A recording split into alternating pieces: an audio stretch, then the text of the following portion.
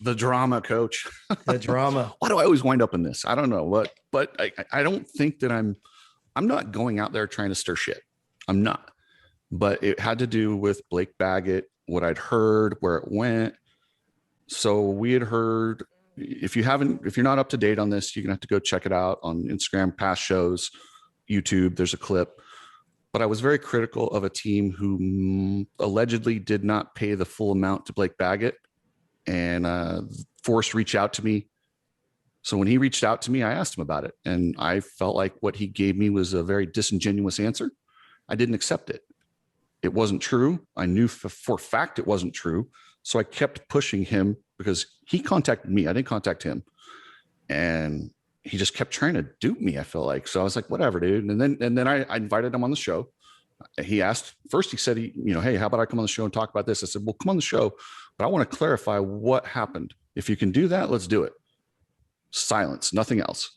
Well, I wake up the other day and there's a post of an internet tough guy, some little nerd in his basement, and it was tagging me and essentially saying that I'm a internet tough guy and I'd never say it to his face, blah, blah, blah.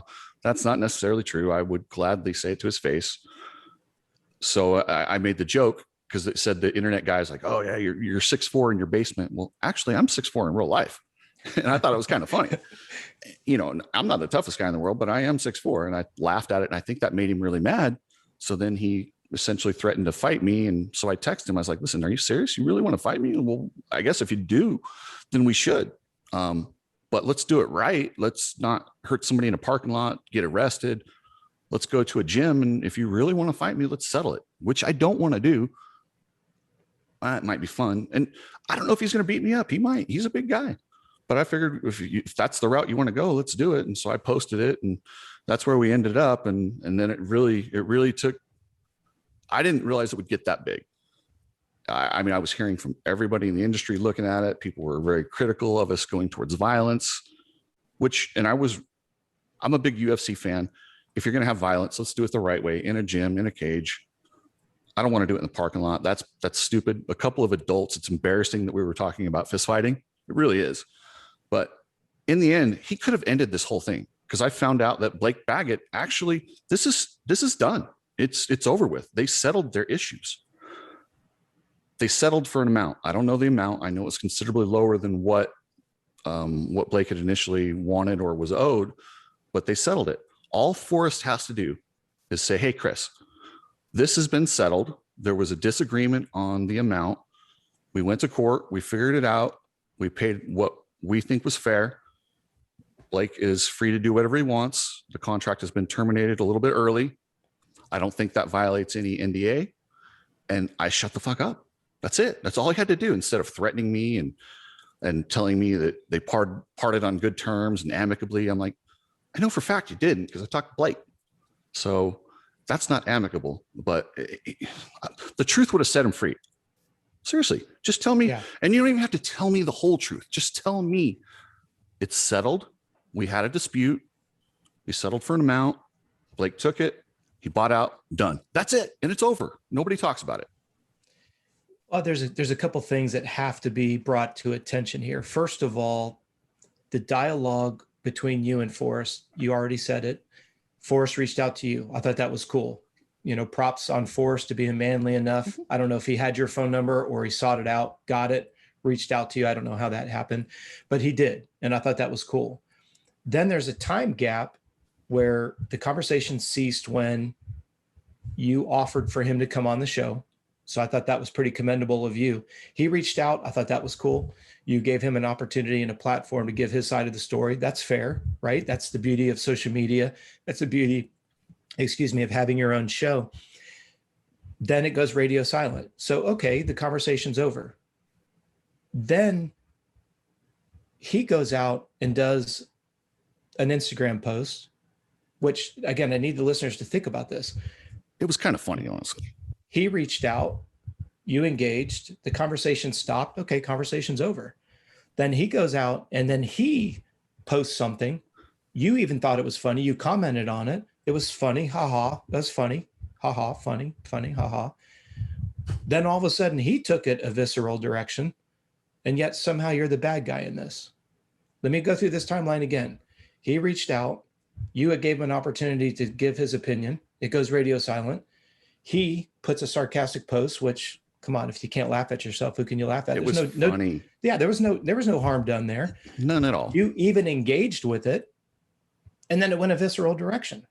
And yet you're the responsible guy for that because you're the shit stirrer. Well, sorry, guys. I was surprised because I posted and I put underneath the comment, I liked it. I commented and I said, actually, I am 6'4", and I put like a laughing emoji. It was funny. And then I don't know why that made him mad.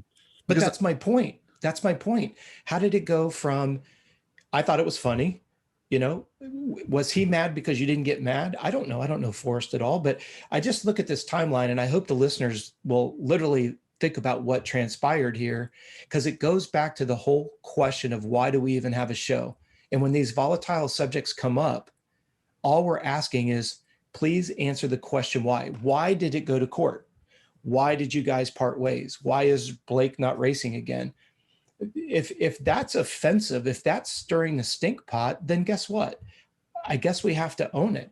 I'm not interested in trying to, create a bunch of stir in the sport. All I know is when my phone blows up and people ask me questions, when I get DMs from people saying, why does this happen? When I get DMs from people that say, thank you for asking the hard questions, you guys are doing a good job. That's not the intention at all. You and I just like to bench race. We love the sport. We love everything about the sport. When something gets publicly announced and we talk about something that was publicly announced, people have accused us of hearsay. When you do a video recap on YouTube, you showed the document that is public knowledge of which we are discussing. How does that become hearsay?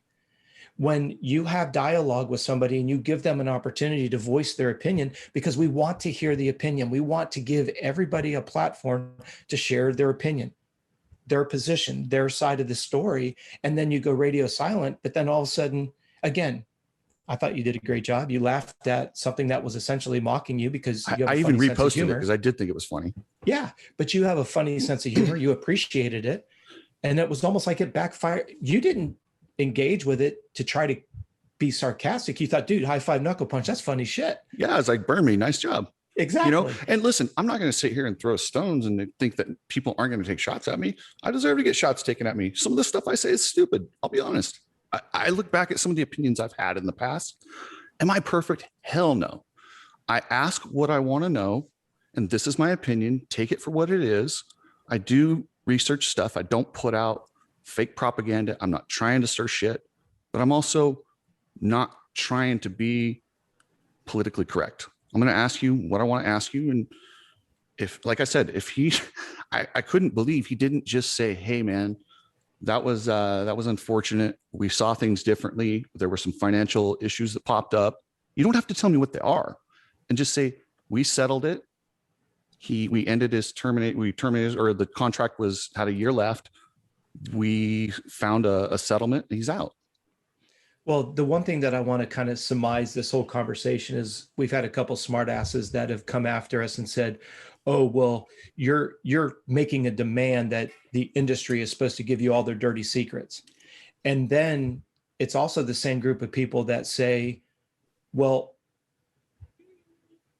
where do you get your information from? So please listen to how hypocritical that is. We're talking to a person that is, let's call it, at the source of the dilemma. We are not asking for any information that isn't public knowledge. So again, we're always going to have haters. We're always going to have people that think, but I guess I just get a little bit confused. If we all stay mature, if we all stay amicable, if we all stop and think about what happened, you don't have to give us, again, the minute details, but as you articulated, come on in with a straight face and public knowledge. Say to me that we agreed to disagree and we just decided not to race together for the second year. That's cool. But yet, why is that's a sufficient answer for me to shut the hell up? And but you've put that in text multiple ways, multiple times, and yet it gets turned around. And again, how did it go from being humorous to visceral? How did it go from somebody reaching out to you and you giving somebody an opportunity? How does that become vindictive? I'm confused here. Yeah, and it was a little bit embarrassing when people are texting me, dude, are you gonna fight that guy? And I'm like, God, we're adults. And I'm not gonna lie, that was a little embarrassing. And I don't want to put that out there that you're just looking to fight people, because that's not the way to solve disputes. But at the same time, if someone threatens me, Rob, I'm not the type of personality who's going to just accept that or bow down. Threats for me, unfortunately, I've given up a lot in my life just to face people who threaten me. I don't bow down. Sometimes it works, sometimes it doesn't. But why don't you? Because Why you know don't your I? dad would kick your ass, because I your was dad's taught to always stand said, up for myself. I have a don't right. start a fight, but finish the fight. I have a And right to stand up for myself. it's a figment of conversation. It's just a statement. It's not, don't take it for face value, but we were always taught, don't throw the first punch, but finish it. Okay. That's what our dads taught us. And my dad is no longer with me, but I will always have reverence and respect for that gentleman. The point being is the same with your dad. Okay. But when you step back and you look at this whole process and the system, okay, I'm not trying to side with you. I would say this, if Forrest would be willing to come on, you're not the one that said, let's fight. I But yet agreed to it. but the point is I honestly thought, when you told me, I thought it was just you two, literally, no pun intended, taking jabs at each other, like, oh, I'll kick your ass. Oh, I'll kick. I didn't realize it was like, and I just still don't know. Was there any sincerity to it? Was Sure you, sounded to me, and I took that one in the parking lot, like, and it was very mobsterish the way he wrote it. Like, hey, because when you do media at Supercross and these events, you're walking through parking lots late at night in the dark. Am I going to get hit with a pipe? So my thought is, well, let's just settle this. Let's do it in an arena where nobody's going to get hurt very badly. Maybe a black eye, maybe some embarrassment, and we settle it instead of having something potentially horrific in a parking lot. Because hypothetically, let's say he hits, I don't want to, so he hits me really hard. I go out, I crack my head in the parking lot, I die. Guess what? Forrest goes to jail, or vice versa. We don't do that. I just thought the whole thing was a joke. I guess that's what I'm trying to get across to the listeners is, okay, so somebody texts one another, I want to fight you. Okay, ha ha. I mean, I'm still kind of in awe that, like, I guess what caught my attention is when you said you're embarrassed. Why should you be embarrassed? You didn't say, I want to fight you. Because I was a part of something that was ridiculous. But That's why it was slightly embarrassing. I thought it was a humorous engagement of, like, it's such an absurd concept. Oh, okay, I'll engage with this. You're ugly. No, you're ugly. You're fat. No, your mom's fat. My dad could beat your dad. Yeah, exactly. It's a tit for tat. I had no idea that, like, there was a serious undertone to this. Like, hold the phone. This is serious. Yes. Like, here's my address. Come fight me. I'm like, all right, at this point, tap out time. No, I thought we were kind of, again, but I know you can't attach emotion to text messages. Maybe I should have tapped out when he sent me his address, because I'm not showing up at somebody's house. That's ridiculous. But I was like, well, and I started thinking, I was like, how could I end this, without, in safe face and maybe having a little fun. I thought, because I'm pretty sure he trains jiu-jitsu. He's probably a tough guy. Absolutely. And I thought, part of me was like, there's a good chance I'm going to get my ass kicked. I don't know. So let's just do it and have some fun with it. And I thought it would be entertaining. I just thought it would be entertaining. So, I thought that would be a nice way to diffuse the situation. Unfortunately, it didn't go that direction. But then people are calling me a hypocrite because they said I was going to fight Mathis. Now, that was a different story. That was heat of the moment. I was at the track, and he had just made fun of my friend with cancer. I did not threaten him over text. When he texted me later on and asked me if I had thought that, because I was going to beat him up, and I said, well, yeah, I said that. And I probably shouldn't have said this, but I said, I'll oblige if you'd like. That was just me being a smart ass. Would I actually fight him? No, probably not. And then I'm a fucking adult. I'm not doing that. But yes, so that does make me a little bit of a hypocrite. But I looked at that one from afar and I said, yeah, that was not the right way to handle that. And I'm literally, I am not perfect, for damn sure. And I'm not pretending to be perfect, but I'm also learning. Everyone's learning every day. I'm going to disagree with you, though, because the Mathis situation at the track, there's not a listener that rides that hasn't almost gotten in a fight at the track. True. That's all I'm going to say with that. Just because it may be somebody that we know is you know, in our sport, we have a name and we can attach it to someone in our sport. There is not one person that hasn't almost gotten into a fight, someone taking a bonehead move or trying to clear you out. And if you're going to tell the rest of the story, what almost happened at the track, you know, that was a takeout move on the, and exactly, there's more to it than, oh, we're just going to focus on, you made a comment, you want to fight, ha, ha, ha, I'll kick your ass right now, blah, blah, blah, blah. And then I just don't know who in their state of mind would text somebody their address and say, come fight me.